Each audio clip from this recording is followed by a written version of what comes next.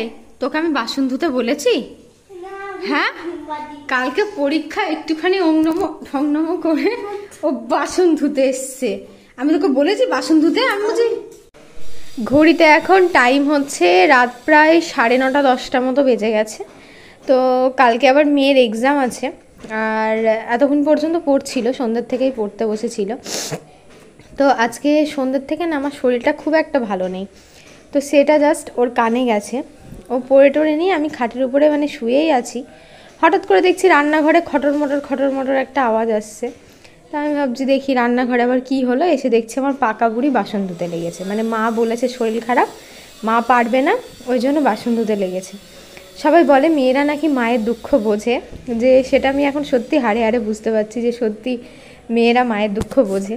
আমি যখন ছোট ছিলাম আমার মাও বলে আমি নাকি সমস্ত কাজকর্ম আর কি ছোটোবেলা থেকেই, খুব ছোট বয়স থেকেই আমি সংসারের সমস্ত কাজকর্ম করতে পারতাম, মাকে হেল্প করতাম কাঁচা কুচো সমস্ত দিক থেকে আর কি।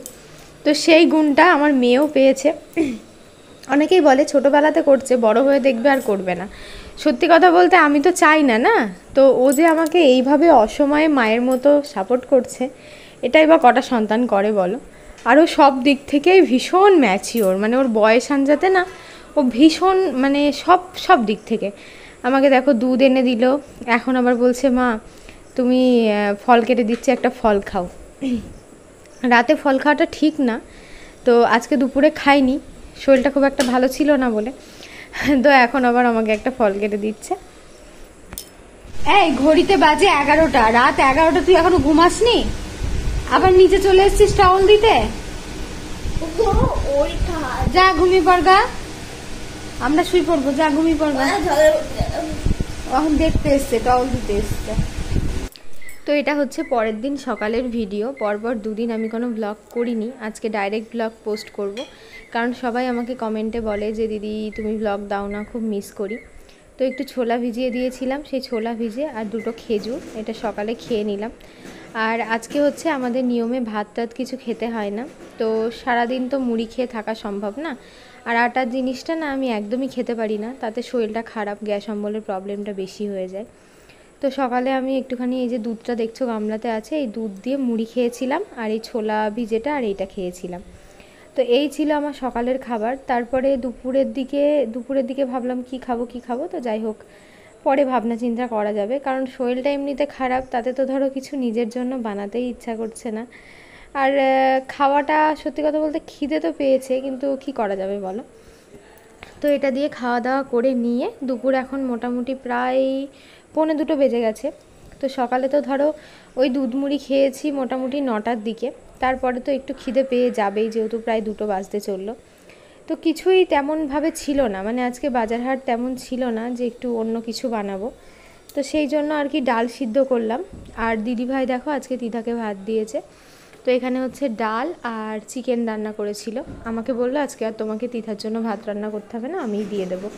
তো আমি ভাবলাম যেহেতু আমি আজকে খাবো না, আর ভালোই হলো, আমার শরীরটাও খুব একটা ভালো নেই, তো সেই জন্য নিজের জন্য একটু ডাল সিদ্ধ করে নিয়েছি, ভাবলাম ওঠা দিয়েই এক গাল মুড়ি খেয়ে নেব। তো আমার মেয়ে তো চিকেন খায়, কিন্তু সেটা খুব বেশি পরিমাণে না, খুব অল্প পরিমাণে। তো ওই জন্য ওকে ভাবলাম যে আবার সব ধরনের চিকেনের পিসও খায় না, তো ওকে 2টো চিকেন দিলাম, আর বাদ বাকিটা আমি রেখে দিলাম, যে ফালতু নষ্ট করে লাভ নেই, যদি খায় তখন আবার পরে খাবে, আর একসাথে মাখিয়ে চুখিয়ে নষ্ট করে রেখে দেবে, যেহেতু আজকে আমি খাবো না। তারপরে দেখো ভাত টাত খাওয়ার পরে এই যে বেবি মুভমেন্টটা ফিল করতে পারি না, এটা যে কি ভালো লাগে তোমাদেরকে কি বলবো। মানে অন্য সময় মনে হয় যেন এটা একটা ভয়ের ব্যাপার, কিন্তু একমাত্র মাতৃত্বকালীন সময়টাতেই যখন এটা তুমি ফিল করবে না, মানে একটা চরম যেন শান্তি। আর এই সময়টা তো বেবি মুভমেন্টটাকে লক্ষ্য করা খুবই দরকার, যে কতক্ষণ পর নড়ছে, কতবার নড়ছে, নড়ার উপরেই বাচ্চার সুস্থতা লুকিয়ে থাকে আর কি। তো একটু না নড়লে দেখবে মনটা খারাপ করে, মনে হয় কী হলো, নড়ছে না কেন।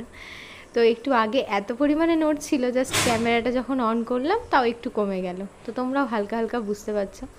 তো ভাবলাম এটা একটু ক্যাপচার করে রেখে দিই, এগুলোও আমার স্মৃতি হয়ে থাকবে, যেহেতু তিথার বেলাতে কোনো প্রেগনেন্সির কোনো ছবি বলো, কোনো স্মৃতি, কোনো কিছুই কিন্তু আমার কাছে নেই। তো এটার বেলায় একটু আধটু থাক, ওরা যখন বড় হবে দেখতে পারবে, মানুষ তো কোথাকার মানুষ কোথায় চলে যায়, স্মৃতিগুলোই খালি রয়ে যায় আর কি। গুড মর্নিং, সুপ্রভাত। তো যাই হোক, ঘড়িতে এখন সকাল 7:30 বাজে। এইমাত্র দিদাকে স্কুলে দিয়ে এসে একটুখানি বসেছিলাম। তো দুদিন ধরে আমার শরীরটা খুব একটা ভালো নেই। কালকে তো আরও বেশি খারাপ হয়ে গেছে। তার একটাই কারণ, সেটা হচ্ছে কালকে আমার উপোস ছিল, মানে একটা লোটন ষষ্ঠী বলে ষষ্ঠী আছে, যে আমার শাশুড়ি মা আমাকে দিয়েছে। তো সেইটা পেলে না সারাদিন আমি কিছু খাইনি বলতে ওই দুবার অল্প অল্প করে দুটো মুড়ি খেয়েছিলাম, তাতেই আমার শরীর খারাপ। তো সেই জন্য কোনোভাবে কাজও করতে পারিনি। আমার মেয়ে দেখো শোকেস থেকে এখানে, ও তো আবার একটু ঘর নোংরা করতে, যেদিনকে মায়ের শরীর খারাপ সেদিনকে একটু বেশি ভালোবাসে, শাড়িটা কালকে সন্ধ্যাবেলায় পরেছে, এখানে রেখে দিয়েছে। এখানে সব প্রজেক্টের কাজকর্ম করেছে, সব ছিটিয়ে মিটিয়ে রেখে দিয়েছে। রান্নাঘরের অবস্থাও খুব একটা ভালো না, শোচনীয়। এই যে এইদিকে সব জামা কাপড়গুলো দেখো, কালকে সব বৃষ্টি এসেছিল, এতটাই শরীর খারাপ, সব আধ ভেজা জামা কাপড় ঘরের মধ্যে যে মেলে দেবো সেটুকুনিও ক্ষমতা আমার হয়নি। একদমই ভালো লাগছিল না শরীরটা। আজকেও খুব একটা ভালো নেই।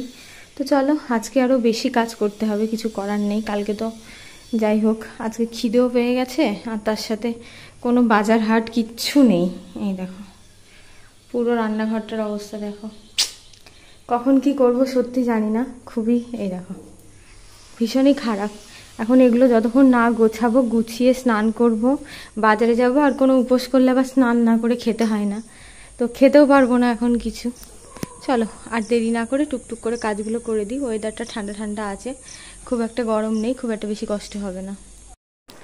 তো সমস্ত কাজকর্ম দেখো করে নিয়েছি, বিছানাটা গুছিয়ে, বিছানা কাঁথা সমস্ত কিছু ভাঁজ করে, এই ঘরটা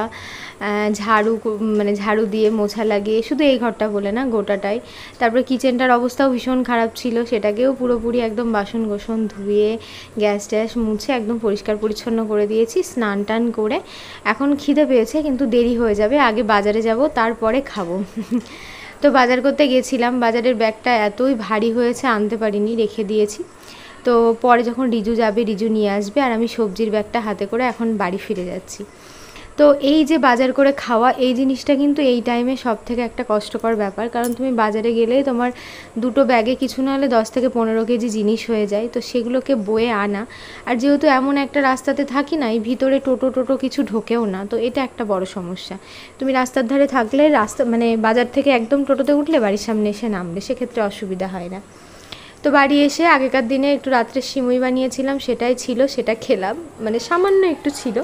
আর ওই যে বললাম না আগের দিনকার চিকেনটা আমার মেয়ে খায়নি, দিদিভাই দিয়েছিল, তো ওটা রেখে দিয়েছিলাম, ভাবলাম ওটা দিয়ে একটু মুড়ি মাখিয়ে খেয়ে নিই, কারণ খিদে পেয়েছে। কালকে যেহেতু দুবার খেয়েছি, এই প্রেগনেন্ট অবস্থায় না, মানে খালি পেটে একটু ভাত না খেলে দেখবে লাস্টের দিকে তোমার খিদে পেয়ে যায়। আর মুড়িটা যেহেতু আমি সেইভাবে খেতে পারি না, মানে অনেকে আছে যে মুড়ি হলে আর ভাত চায় না, আমার আবার সেটা না।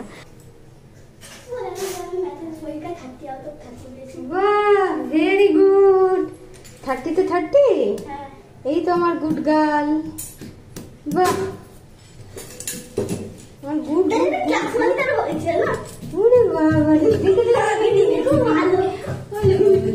আমার মানি। 18 তারিখ থেকে এক্সাম শুরু হয়েছিল, আর এক্সাম শেষ হলো 30 তারিখে। আর আজকে দেখো ওদের আগেকার যে পরীক্ষা এক্সামগুলো হয়েছিল সেগুলোর খাতাগুলো দেখিয়েছে। ম্যাথে 30-তে 30 পেয়েছে, আর ইভিএসে মানে 28.5 হাইয়েস্ট নাম্বার উঠেছে, দিদা 28.5 পেয়েছে। আর ইংলিশে কিন্তু 30-তে 30 হাইয়েস্ট নাম্বার উঠেছে, কিন্তু ও 29 পেয়েছে, 29 পেয়েছে, কারণ ওর একটা না মানে স্পেলিংয়ে গন্ডগোল হয়ে গেছিলো। তাছাড়া দুটোতেই কিন্তু হাইয়েস্ট নাম্বার তুলেছে। আর একটা দেখার বিষয় আছে, সেটা হচ্ছে হিন্দিটা।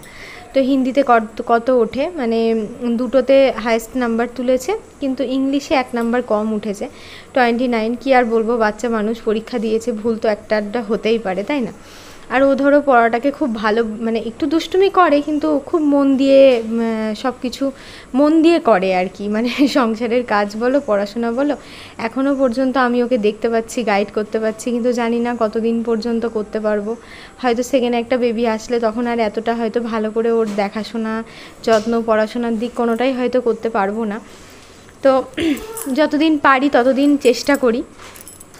তো দেখো ডিমটার মধ্যে একটুখানি যে ডিমের মশলাটা দেবো, আলু দিয়ে পটল দিয়ে ডিমের অমলেট করে আজকে ঝোল করবো। আজকে মায়ের স্টাইলের একটা ডিমের ঝোল করছি। এটা মাঝে মধ্যে আমার ভিডিওতে তোমরা দেখেছো, খেতে ভীষণ ভালো লাগে। এরকম করে ডিমটাকে একটু মশলা দিয়ে গুলিয়ে নিয়ে অমলেট করে সিদ্ধ করে গোটা গোটা ডিমের ঝোল তো ভালো লাগেই, কিন্তু এটার মধ্যে যেন একটা আলাদা রকমের টেস্ট থাকে। ছোটোবেলায় মা এটা খুব রান্না করতো, আর এটা তো আমার কাছে অমৃত ছিল আর কি। মাছটা একদমই পছন্দ করতাম না ছোটোবেলায়, আর এখন বড় হয়ে মাছটা আর কি ভীষণ পছন্দ করছি। তো আলু দিয়ে পটল দিয়ে ডিমের ঝোল করব, যেহেতু আলু ভাজা হয়ে গেছে, পটলটা ভাজা হয়ে গেছে, ওই জন্য দেখো খুব বেশি তেল দিইনি। ডিম ভেজেছি, মানে সব কিছু আলাদা আলাদা করে ভাজলে কিন্তু অনেকটাই তেল লাগে। এখন একটু মশলাটা কষিয়ে নেব বলে ওই ডিম ভাজার আগে একটু মানে পটল ভাজার যে তেলটা ছিল ওটাই হাতাতে তুলে রেখেছিলাম। এটাতেই মশলাটাকে একটু ভালো করে কষিয়ে নেব, কারণ খুব বেশি তেল খাবার অতটাও কিন্তু ভালো না। তো অনেকে হয়তো বলবে বাবা কি কিপ্টের মতো তেল দিয়েছো, কারণ এটা যদি একবারে চাপিয়ে দিতাম, মানে আলু পটল দিয়ে যদি একবারে দিয়ে দিতাম তাহলে একটু বেশি তেল দিতে হতো। যেহেতু সব ভাজা হয়ে গেছে তোমাদের তো আগেই বলে দিলাম। তো পেঁয়াজটা দেখো ভালো করে ভেজে নিয়ে একটু কম মশলাই দিয়েছি, খুব বেশি দিইনি, একটু আদা একটু জিরে আর তার সাথে লঙ্কাটা দিয়েছি, আজকে একটু শুকনো লঙ্কাই দিয়েছি। আমার একটু স্পাইসি একটু ঝাল ঝাল খেতে ইচ্ছা করছিল আজকে, তো সেই জন্য একটুখানি বেশ শুকনো লঙ্কা দিলাম। জানি এই সময় শুকনো লঙ্কা খাওয়াটা ঠিক না, কিন্তু মাঝে মধ্যে এক একদিন খাওয়া যেতেই পারে, কারণ সব সময় তো আর রুলসের মধ্যে চলা যায় না বলো। একটু মাঝে মধ্যে রুলস থেকে বাইরে বেরোলেও দেখবে খুব ভালো লাগবে। তো আজকে যে ব্লগটা দেখছো সেটা কিন্তু তোমরা আজকেরই দেখছো, মানে আজকে আমি সারাদিন কি করেছি সেটা আজকেই পোস্ট করছি, যেহেতু এই দুদিন আমি কোনো ভিডিও তেমনভাবে করিনি, যেটুকুনি করেছিলাম তোমাদেরকে দিয়েছি। তো কালকে তো ভাবলাম কোয়েশ্চেন আনসারের ভিডিওটা করব। তো অনেকে আমি দেখবে কমিউনিটিতে একটা পোস্ট করেছি, তো যার যার আমার প্রেগনেন্সি নিয়ে যা জানার আছে তারা কিন্তু এই কমিউনিটি বক্সে গিয়ে মানে ওখানে যে পোস্টটা করেছি তার নিচে কমেন্টগুলো করে দিও। আমি কিন্তু মানে কালকে আর কি কোয়েশ্চেন আনসারের ভিডিওটা নিয়ে আসবো, তোমাদের সমস্ত প্রশ্নের উত্তর দিয়ে দেবো। তো মশলাটা সুন্দর করে কষানোর পরে দেখো আলু আর পটল দিয়ে দিয়েছি, একটু ভালো করে কষিয়ে নিয়ে জল ঢেলে দেবো, যেহেতু আলু পটল আগে থেকেই ভাজা আছে আর মশলাটাও কষানো হয়ে গেছে, আর শাক ভাজাটাও হয়ে গেছে, তার সাথে একটু ওল সিদ্ধ দিয়েছি। ওল খেতে কিন্তু খুব ভালো লাগে।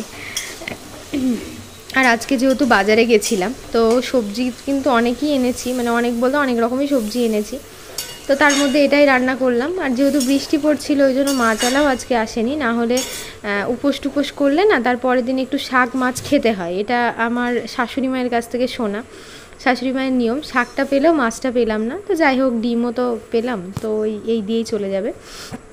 আর ওল সিদ্ধটা একটু ঝাল ঝাল করে মাখবো, কাঁচা লঙ্কাগুলোতে দেখেই বোঝা যাচ্ছে খুব একটা বেশি ঝাল হবে না, তো ওই জন্য 2টো কাঁচা লঙ্কা দিয়েছি, তার সাথে লবণ সর্ষের তেল আর কাসুন্দিটা দিয়ে না মাখলে খুব ভালো লাগে, টকটক লাগে আর ফ্লেভারটাও খুব ভালো হয়। আর দেশি ওলের টেস্টটা বেশি হয়, কিন্তু দেশি ওলে আবার গলা চুলকায়। আমার শ্বশুরবাড়িতে তো প্রচুর পরিমাণে দেশি ওল হয়। যাই হোক আগের বছর তো গেছিলাম, 2-1টা খেয়েছিলাম, এবার তো আর খেতে পারবো না, তার জন্য না। তো দেখো দুপুরে রান্নাবান্না কমপ্লিট, আমাদের তিধাও চলে এসছে, আজকে ওর হাফ স্কুল হয়েছিল, মাসের শেষ দিনটাতে হাফ স্কুলই হয়। আর এইটা হচ্ছে সেই আমার হোমমেড আমের আচার নিয়েছি, এত ভালো হয়েছে। মনে মনে ভাবছি আমার বরকে, মানে আমার বর যখন আসবে তখন ওর জন্য একটু বাঁচিয়ে রাখবো, কারণ বেচারা খেতে খুব ভালোবাসে, এত ভালো হয়েছে আমি ওই জন্য রোজ রোজ নিজেই খেয়ে নিচ্ছি। তো দেখো দুপুরের ভাত নিয়ে বসে পড়েছি। আমার মেয়ে একটুখানি আমার সাথে খেতে পছন্দ করে, আমি যদি আগে খেয়ে নিই আমার মেয়ের খুব দুঃখ লাগে, মা তুমি আর আমি একসাথে খাবো। তো অনেকেই আমাকে বলে দিদি এই টাইমে নিচে বসে খেও না, একটু কষ্ট হয়। হ্যাঁ নিচে বসে খেলে না একটু অসুবিধা হয়, কিন্তু কি বলো তো উঁচুতে বসে দুজন একসাথে খাওয়ার মতো আমাদের জায়গা নেই। আর এই বিছানার দিকটাতে আছে এই যে টেবিলটা আছে একটা খাওয়ার জন্য, সেটাতে দুজনের খাওয়া সম্ভব না, তো ওই জন্য খুব একটা বেশি অসুবিধা হয় না। খেয়ে টেয়ে নিয়ে বাসনটা আমার মেয়েই বেসিনের মধ্যে তুলে দেয় আর আমাকে ন্যাতাটা এনে দেয়, আমি একবারে মুছে নিয়ে তারপরে উঠি। ও আমাকে ভীষণ হেল্প করে, ঠিক তোমরা যেমন ভালোবাসো ও আমাকে অতটাই ভালোবাসে, তার থেকেও বেশি ভালোবাসে।